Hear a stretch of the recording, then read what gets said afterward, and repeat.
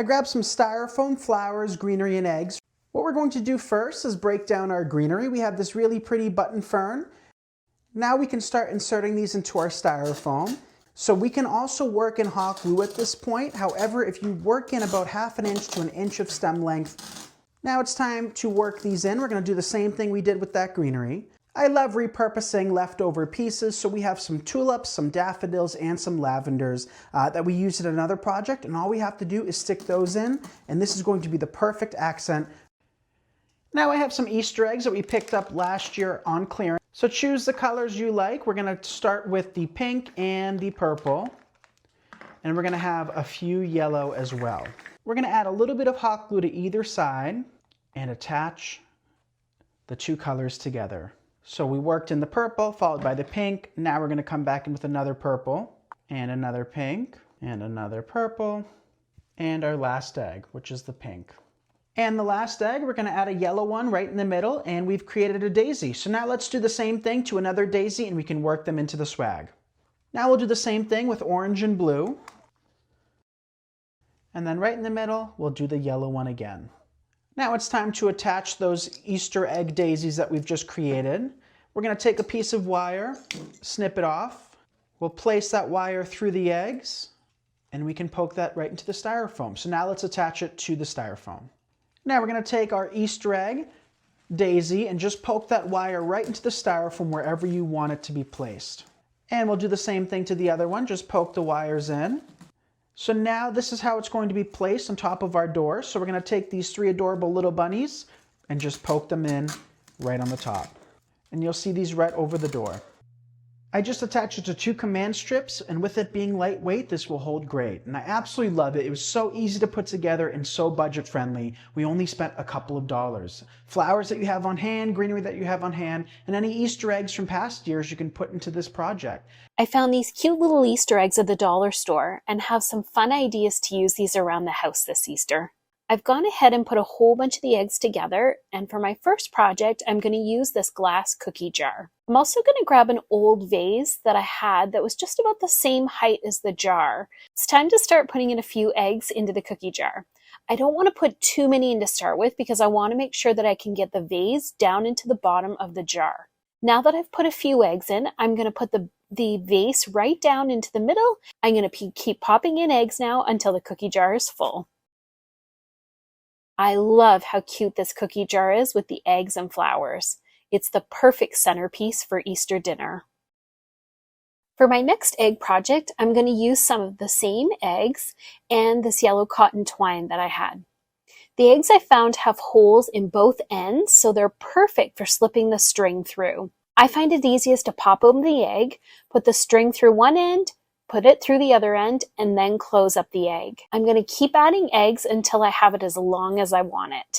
These egg garlands are so quick and easy to make, and there are so many things that you can do with them. Hang them on your railings, lay them on a table or buffet, or hang them around your mantle.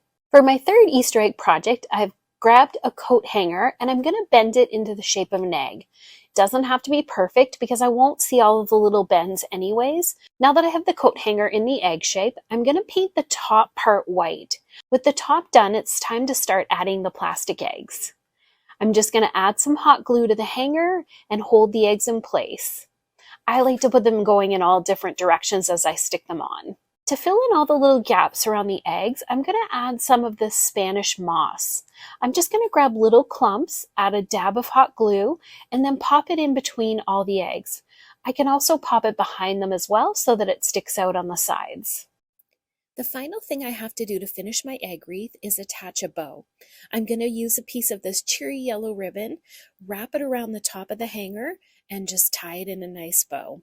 It's as easy as that. My wreath is all ready to hang now, and I'll show you what it looks like in just a second. These Easter eggs were so fun to use in these 3 different ways around the house.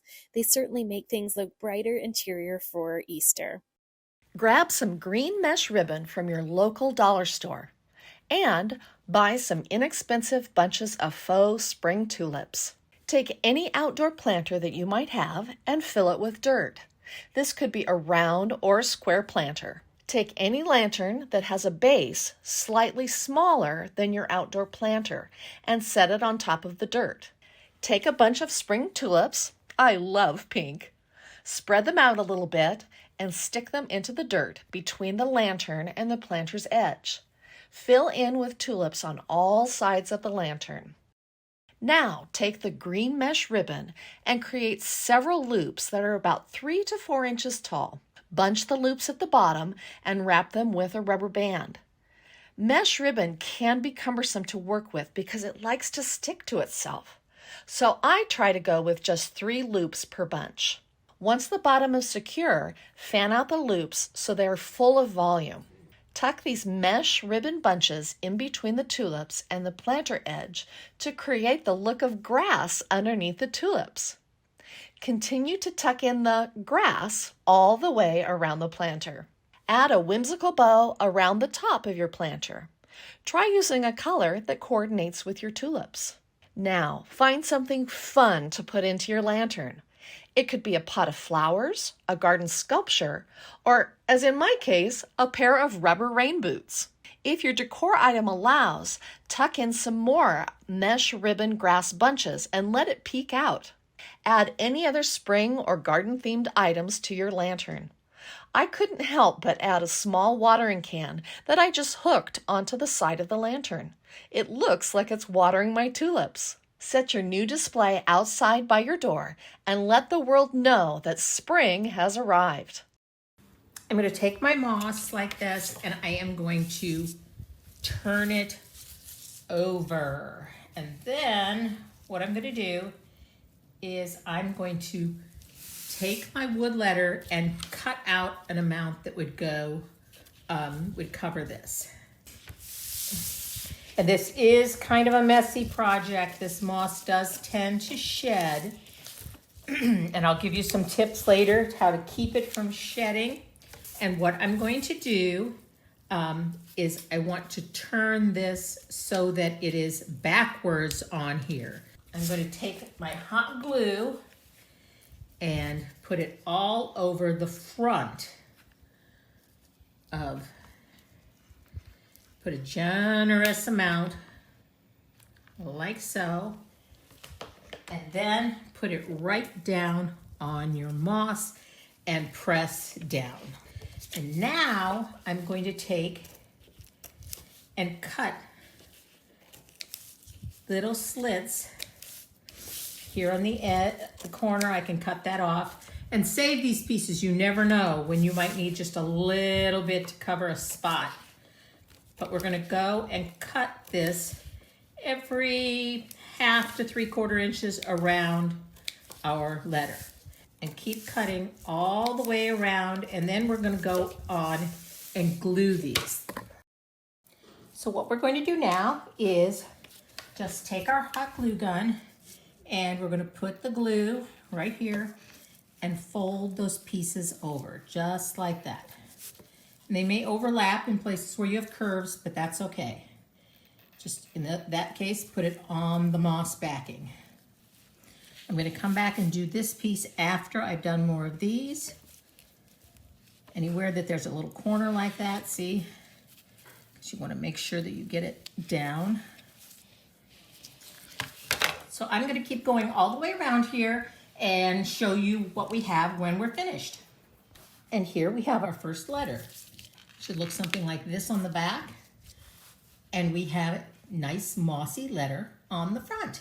I told you I was going to give you a tip on what to do to keep the moss from shedding. And you're just going to take some inexpensive hairspray. Give your letters all a nice heavy spray. And now I'm going to take them letter at a time. I have my glue gun and I'm going to add some of these butterflies.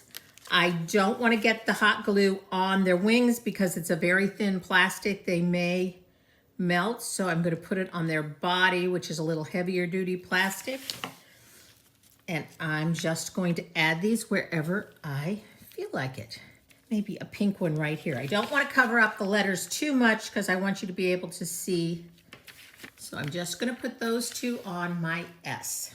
Now I have it pretty easy on my front door because I have this section running right down the middle, so I know where the middle is.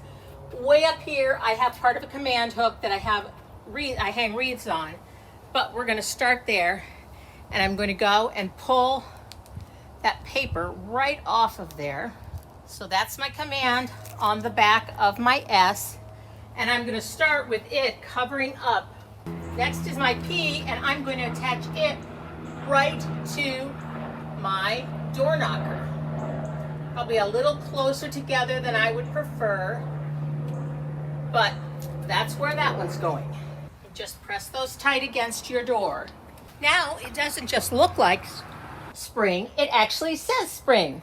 So I hope you like that idea. Measure your front door to make sure you get letters that will fit. You can see these are not that big and they fill the whole door. So I hope you like this project and it puts you in the mood for spring. And I'll see you next time right here on Home Talk.